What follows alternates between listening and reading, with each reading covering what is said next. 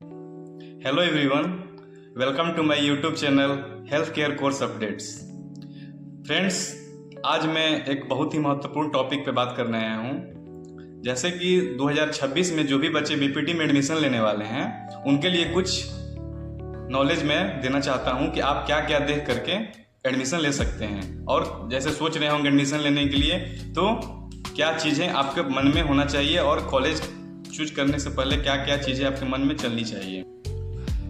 जैसे अभी तक क्या था कि सारे यूनिवर्सिटियों का अलग अलग सिलेबस पैटर्न था, अपने अपने सारे स्टेट के अलग अलग काउंसिलें थी। लेकिन अब ऐसा नहीं रहा। 2021 में एक बिल पास हुआ था, national commission for allied and health care professionals, जो हमारा एक सेंट्रल काउंसिल बना। 2021 में बिल पास हुआ तो फिर कुछ दिनों तक, कुछ सालों तक उस पर काम चलता रहा ऑपरेशन के लिए। फिर अप्रैल 2025 में इसको फुली फंक्शनल कर दिया गया। तो इस बार से यानी इसका जो पैटर्न लागू होगा 2026 सेशन से स्टार्ट हो जाएगा। इसीलिए काउंसिल ने साफ साफ बोला है कि आप एडमिशन लेने से पहले जो इसमें एंट्री होती थी वो आप डायरेक्ट एडमिशन अब कहीं नहीं हो पाएगा, या अपने अपनी यूनिवर्सिटी का अलग अलग एंट्रेंस एग्जाम हुआ करते थे, जो अब वैसा नहीं रहा। अब आपको सिर्फ पूरे इंडिया में एक एग्जाम होगा जिसका नाम है नीट, जो हम एमबीबीएस में सीट लेने या बीडीएस, बीएएमएस इसमें सीट लेने के लिए, एडमिशन लेने के लिए जो हम लोग नीट देते हैं, वैसे ही अब आप बीपीटी में एडमिशन लेने के लिए आपको नीट देना कंपलसरी ही है। बिना इसके आप किसी कॉलेज में एडमिशन नहीं ले सकते।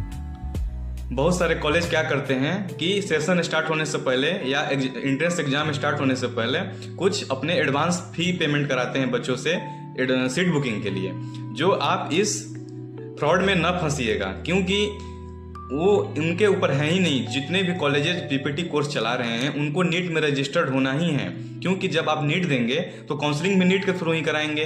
तो उस काउंसिल में वो कॉलेज रजिस्टर होगा, तभी तो आप उसमें सीट ले पाएंगे।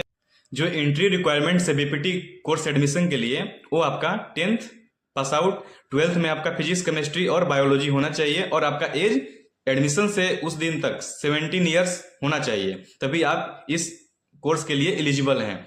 और जो एंट्री रिक्वायरमेंट्स है, यानी इस कोर्स में इंटर करने के लिए आपको नीट का एग्जाम देना बहुत ही कंपलसरी है, बिना उसके आप एडमिशन नहीं ले सकते हैं। जो भी बच्चे एडमिशन ले रहे हैं वो एक चीज तो जरूर जानना सोचेंगे कि क्या इसमें कॉलेज कितना अटेंडेंस चाहिए। तो जो अटेंडेंस का क्राइटेरिया है वो 75% है, यानी आपको 75% अटेंडेंस कंपलसरी है थियोरिटिकल में।